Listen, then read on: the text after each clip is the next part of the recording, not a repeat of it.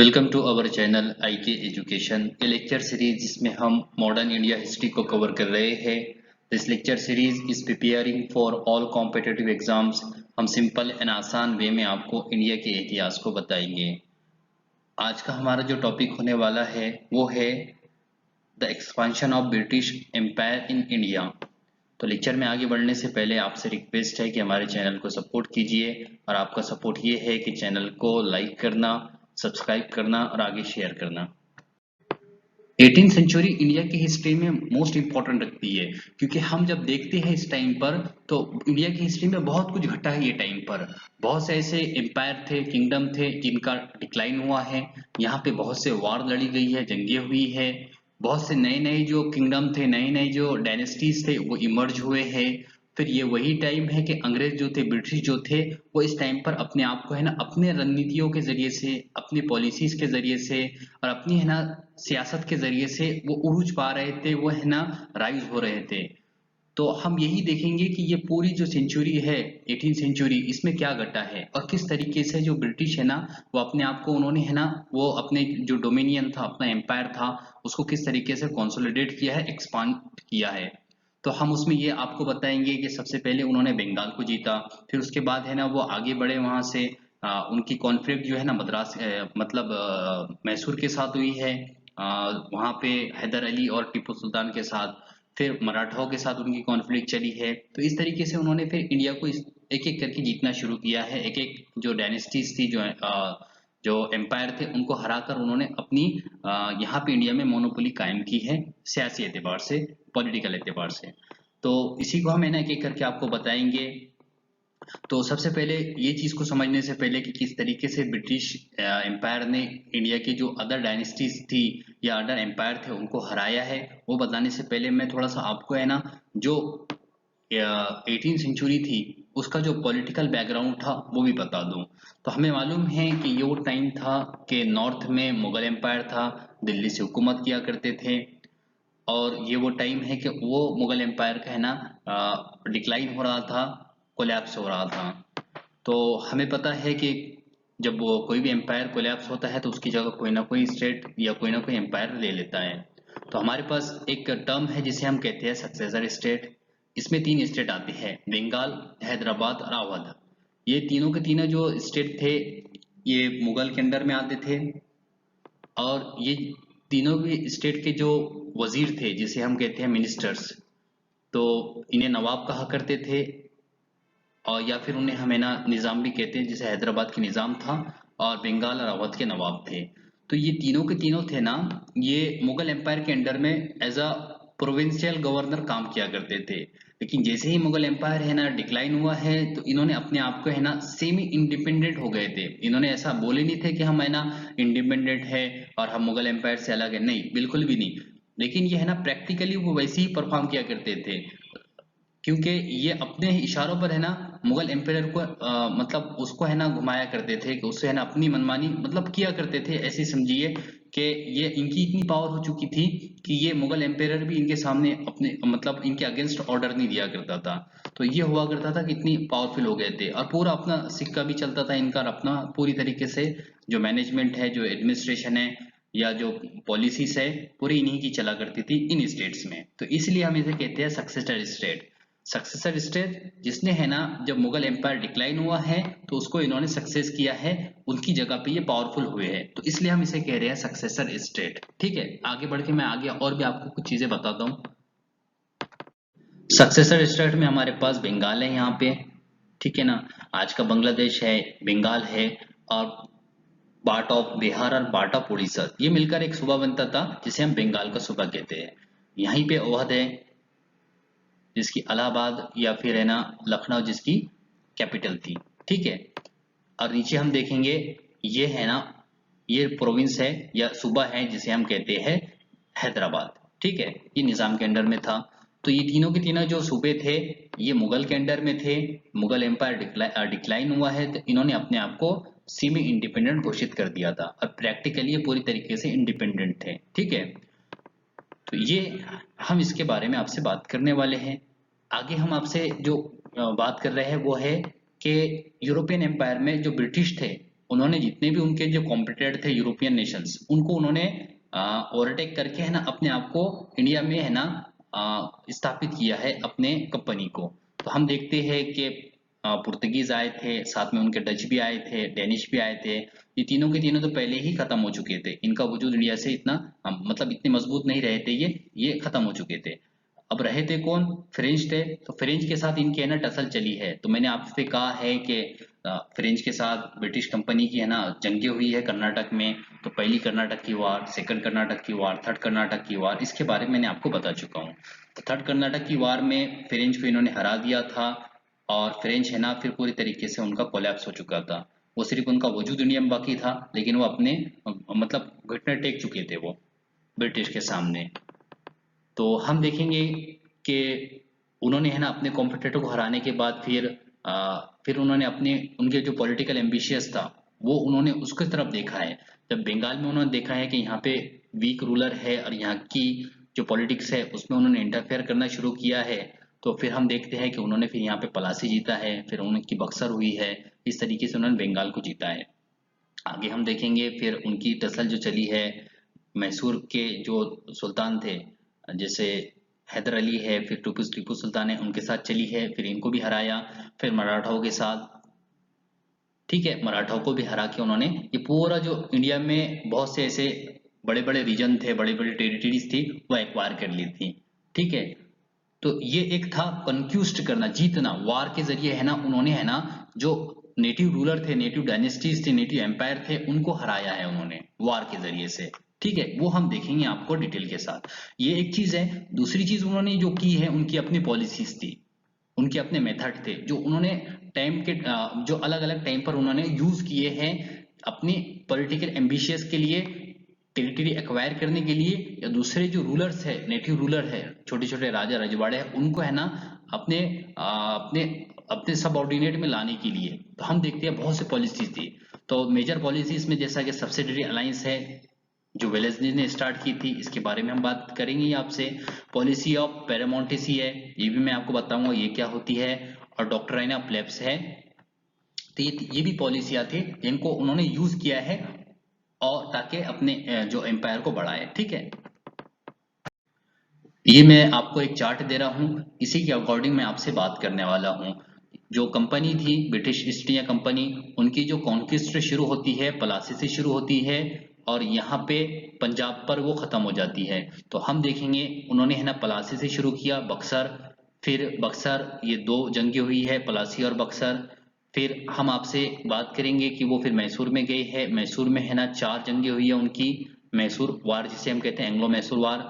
फिर मराठा, जिसे मराठाओं के साथ उनकी 3 वार हुई है, कहीं पे 4 वार का भी मेंशन है, वो मैं आपको बताऊंगा कि 3 क्यों कहा जाता है और कोई स्टूडेंट 4 क्यों कहते हैं। ठीक है, तो ये 4 वार या 3 वार जो मराठाओं के साथ हुई है जिसे एंग्लो मराठा वार कहते हैं। फिर यहाँ पे हम देखेंगे सिखों के साथ भी उन्होंने वार लड़ी है, और एंग्लो सिख वार। और इस तरीके से हम देखेंगे कि उन्होंने बंगाल से शुरू किया है और पंजाब पर जाके है ना कंपनी की जो कॉन्क्विस्ट थी वो रुकी है। फिर हम बाद में देखेंगे कंपनी का रूल खत्म हो गया है, और कंपनी को जो क्या किया है ब्रिटिश गवर्नमेंट थी उन्होंने ओवरटेक कर लिया, उन्होंने उसको है ना अपने मतलब इंडिया की जो पॉलिटिक्स थी, एडमिनिस्ट्रेशन था, अपने हाथ में ले लिया था। तो ये पूरी है ना ये एक 100 साल की हिस्ट्री है जिसमें कंपनी ने जीता है। ब्रिटिश ईस्ट इंडिया कंपनी ने किस तरीके से वो नेटिव एम्पायर थे, नेटिव डायनेस्टीज थी, उनको किस तरीके से हराया है, एक एक पर हम बात करेंगे। तो पहले हम बंगाल पे बात करेंगे, फिर मैसूर पर, और फिर मराठा राज्य को उन्होंने हराया है, फिर आखिरी पे हम सिख एम्पायर को सिख डायनेस्टी थी उसको किस तरीके से हराया है ये आपसे बात करेंगे। अब बंगाल या पलासी और बक्सर को समझने से पहले हमें ये समझना जरूरी है कि ये टाइम पर मतलब 1750 या 1750 70 के दरमियान में इंडिया का पॉलिटिकल मैप कैसा था, पॉलिटिकल कंडीशन कैसी थी। अगर ये हमें समझ में आ जाता है तो फिर हम बहुत सारी चीजें हम समझना हमारे लिए आसान हो जाएंगी। तो वही बताता हूँ मैं आपको कि इस वक्त क्या चल रहा था, जिस वक्त है ना ब्रिटिश का राइज हो रहा था या अपने पैर वो जमा रहे थे, उस वक्त इंडिया की कंडीशन क्या थी। तो हम देखेंगे यहाँ पे है ना ये मुगल एम्पायर है, और मैंने आपसे जैसा कहा ये बंगाल, अवध, बंगाल, और ये हैदराबाद जो है ना मुगल एम्पायर के अंडर में ही आते थे, लेकिन अपने आप को इन्होंने सेमी इंडिपेंडेंट घोषित कर दिया था। ठीक है, तो हम देखते हैं कि 1717 में है ना औरंगजेब की मृत्यु होती है, और वहां से है ना फिर मुगल एम्पायर उसके बाद से डिक्लाइन होना शुरू होता है। उसकी बहुत सारी वजूहात है, बहुत सारे उसके रीजंस हैं, लेकिन अहम जो उसका रीजंस है वो ये थे कि वीक रूलर थे। वीक रूलर इसलिए थे क्योंकि हम देखेंगे कि कोई भी है ना स्ट्रांग रूलर नहीं आया है, और वीक रूलर होने की वजह से जो मिनिस्टर्स थे, जो वजीर थे, वो है ना इसका फायदा उठाया करते थे। हर कोई मिनिस्टर ये चाह रहा था कि वो पावरफुल हो जाए, वो वजीर बन जाए, तो वो है ना अपने मतलब का रूलर को खड़ा कर दिया करता था, दूसरे रूलर को वो है ना गद्दी से उतार दिया करता था। तो ये हम देखेंगे ना, ये पूरा टाइम जो हमें नजर आता है ना, तो हम देखेंगे बहुत से असासिनेशन हुए हैं, रूलर मुगल एम्पायर के असासिनेशन हुए हैं, बहुत सौ गद्दी से उतार के दूसरों को बिठा दिया गया है, कहीं को ब्लाइंड कर दिया गया है, कहीं को है ना देश मतलब टेरिटरी से भागना पड़ा उनको। तो ये सब हमें देखने को मिलता है कि लेटर मुगल जो थे जितने भी थे वो इस तरीके से उनके साथ हुआ है। ठीक है, ये हुआ क्यों है, जो मिनिस्टर्स थे तो उनको चाहिए था वजीर बनना था, उनको पावर चाहिए था, तो वो आपस में लड़ रहे थे, और मुगल एम्पायर को वो है ना अपने इशारों पे नचा रहे थे, मतलब उनको यूज कर रहे थे, और वो उन्हीं को पसंद करते थे जो उनके अपने मतलब का था, उसको गद्दी पे बिठाते थे, दूसरों को गद्दी से उतार दिया करते थे। तो ये चल रहा था, और इसका जो बैड इम्पैक्ट जो पड़ रहा था ना, जाहिर सी बात है जो जो इनके प्रोविंस थे, जो जो इनके सूबे थे वहां पे पड़ रहा था, और ये चीज अंग्रेज देख रहे थे, ऑब्जर्व कर रहे थे कि ये सब है ना जो सेंटर था मुगल एम्पायर था वहां हो रहा है, तो इसका क्यों हम फायदा ना उठाए। ठीक है, तो ये हुआ है। ठीक है, अब देखिए मोहम्मद शाह रंगीला, जिसे मोहम्मद शाह रंगीला कहते हैं, इसका अच्छा रूल रहा है। 1719 से लेके 1748 तक, इतना टाइम तक इसने रूल किया है, तकरीबन ये 30 साल तक इसने रूल किया है। अब इससे पहले जो रूलर थे औरंगजेब के बाद, मृत्यु के बाद 1717 से लेके 1719 तक, तो तकरीबन यहाँ पे हम देखेंगे ना 6 से 7 रूलर चेंज हुए हैं, 6 से 7 रूलर। और इसने फिर उसके बाद है ना ये स्टेबल हुआ है, इसने रूल किया है। अब इसका रूल भी कोई बहुत अच्छा नहीं था मोहम्मद शाह रंगीला का। इसका नाम ही रंगीला था क्योंकि काम ही वैसे किया करता था, इसको डांस का म्यूजिक का बहुत शौक था, और वैसे ही लोग इसके दरबार में थे। ठीक है, अब इसके टाइम में जो एक इंसिडेंट हुआ है ना, वो ये हुआ है कि यहाँ पे एक एम्पायर है, दुर्रानी एम्पायर, ये था अफगानिस्तान का। इसने है ना जो अहमद शाह दुर्रानी है, ये माफ कीजिए नादिर शाह दुर्रानी, तो इसने है ना अपने एम्पायर को कंसोलिडेट किया है अफगानिस्तान के अंदर, फिर ईरान के कुछ रीजन को भी इसने है ना एक्वायर किया है। और इस तरीके से हम देखेंगे ये आगे बढ़ते बढ़ते ये हम जो नॉर्थ वेस्टर्न प्रोविंस है इंडिया का, या उधर का रीजन है जिसमें पंजाब आ जाता है, जिसमें ना मतलब ये पूरा रीजन जो आपको नजर आ रहा है ये पूरा आ जाता है, यहाँ तक पहुंच गया था। और यहाँ से इसने एक अटैक कर दिया मुगल एम्पायर पर 1739 के अंदर, ये टाइम पर। और इस वक्त आपको मालूम मोहम्मद शाह रंगीला एज अ रूलर था, इतना पावरफुल नहीं था मुगल एम्पायर कि इसका मुकाबला कर सके, इसलिए इन्होंने है ना हथियार डाल दिए थे, और इसने फिर है ना बहुत खतरनाक तरीके से लूटमार मचाई है दिल्ली के अंदर, और बहुत सा मुगल एम्पायर का जो खजाना था वो लेके गया है अफगानिस्तान। ठीक है, तो ये नादिर शाह का हमला हुआ था 1739 के अंदर। अच्छा, इसने है ना खजाना लेके गया है, लूटमार किया, बहुत कुछ किया है, लेकिन इसके साथ साथ इसने दो ऐसी चीजें लेके गई है इंडिया से जो इंडिया की है ना शान थी। एक, शाहजहां ने है ना पीकॉक थ्रोन बनाया था, ये उसने लेके चला गया था पीकॉक थ्रोन। ठीक है, दूसरा, यहाँ पे है ना एक स्टेट था जिसे हम कहते हैं ककटाई एम्पायर, यहाँ पे वरंगल था, वरंगल से एक बहुत कीमती चीज मिली थी जिसे हम कहते हैं कोहिनूर हीरा, कोहिनूर डायमंड। तो ये डायमंड है ना ये यहाँ से गया था अलाउद्दीन खिलजी के पास, फिर अलाउद्दीन खिलजी से रूलर बाय रूलर ये चलता गया है, और ये आया था मुगल एम्पायर के पास। तो हम देखेंगे ये इसी तरीके से इसके पास भी आया, मोहम्मद शाह रंगीला के पास। असल में हुआ ये है कि नादिर शाह को ये कैसे मिला, बहुत खूबसूरत सा इंसिडेंट है ये, बहुत खूबसूरत सा वाकया है, मैं वो भी बता देता हूँ। हुआ ये है कि ये जब आया है ना, इसने अपने मतलब की चीजें है ना इसने ले लिया, तो किसी ने इससे कहा, तज़किरा किया था, जिक्र किया था कोहिनूर हीरे के बारे में। और ये बात इसको भी पता थी मोहम्मद शाह रंगीला को कि अगर से नादिर शाह अगर से सब चीज लेके जा रहा है, तो जाहिर सी बात है ये कोहिनूर हीरा भी लेके जाएगा।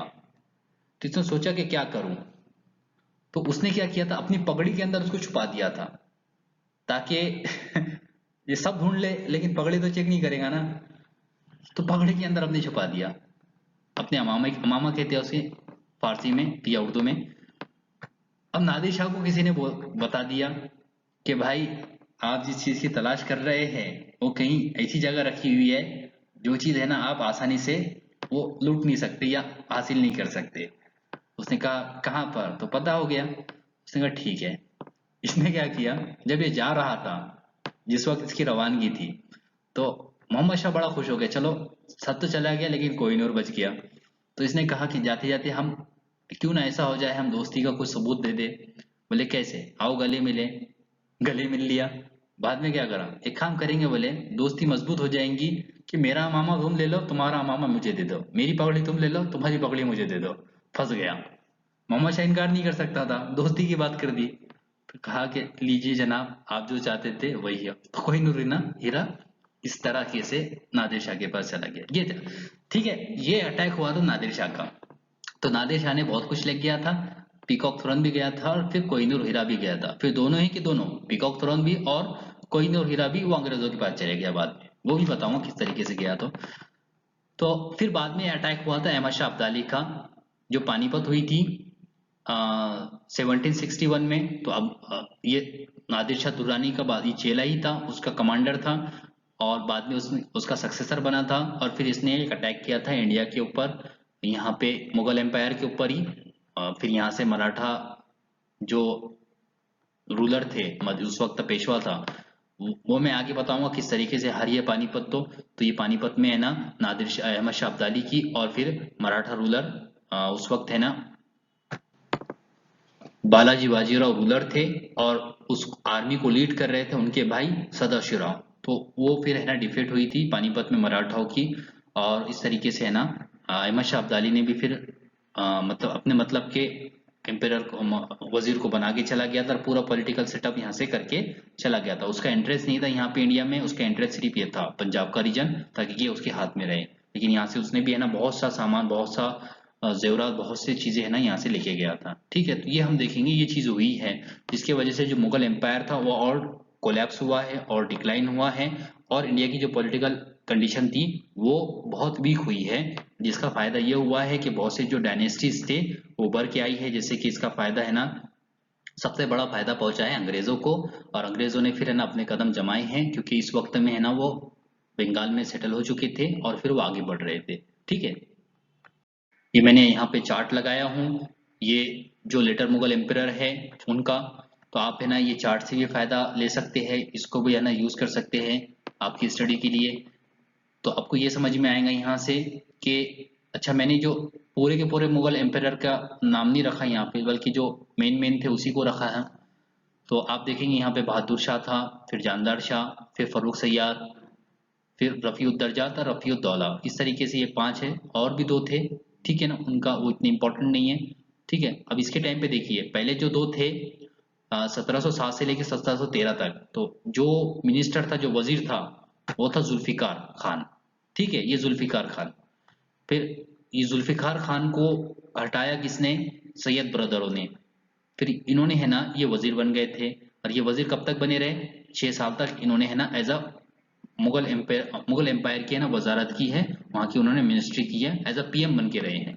ठीक है, तो फर्रुख सैयद, रफ़ीउद दर्जात, रफ़ीउद्दौला, इन्होंने क्या किया है, ये तीनों भी रूलरों के टाइम पे ये वजीर रहे हैं। ठीक है, उसके बाद फिर क्या हुआ है, सैयद ब्रदरों को हटाया किसने, निजामुल मुल्क चीन कलीज खान, जो हैदराबाद का निजाम था उसने, और उसने बिठाया था मोहम्मद शाह रंगीला को, मोहम्मद शाह को। ठीक है, फिर इसने रूल किया है, और पूरे मतलब ये है ना कुछ वक्त तक है ना वजीर रहा, बाद में फिर वजारत चेंज हुई है, वो इम्पोर्टेंट नहीं है हमारे लिए। फिर हम देखेंगे, फिर इसके मौत के बाद है ना, फिर यहाँ पे हम देखेंगे अहमद शाह है, फिर आलमगीर है, आलमगीर सानी जिसे कहते हैं, या आलमगीर सेकंड, फिर अहमद शाह, अहमद शाह। ठीक है, तो इनका ये रूल चला है, और ये टाइम पे जो वजीर था वो था इमादुल मुल्क। ठीक है, और इसी इमादुल मुल्क ही वजीर था जिसके टाइम पर है ना अहमद शाह अब्दाली ने दिल्ली पर आक्रमण किया था, हमला किया था, ये पानीपत हुई थी। फिर हम देखेंगे जो आखिरी की जो रूलर है मुगल रूलर, ये इतने इंपॉर्टेंट नहीं है, आखिर हमारे लिए इंपॉर्टेंट ये बहादुर शाह जफर है, जो आखिरी मुगल एम्पायर कहा जाता है इंडिया का, जिसका रूल है ना 20 साल तक इसने किया है, 1837 से लेके 1857 तक। ठीक है, तो इस तरीके से ये मुगल एम्परर्स थे। ये एक चार्ट आप यूज कर सकते हैं आपकी स्टडी के लिए।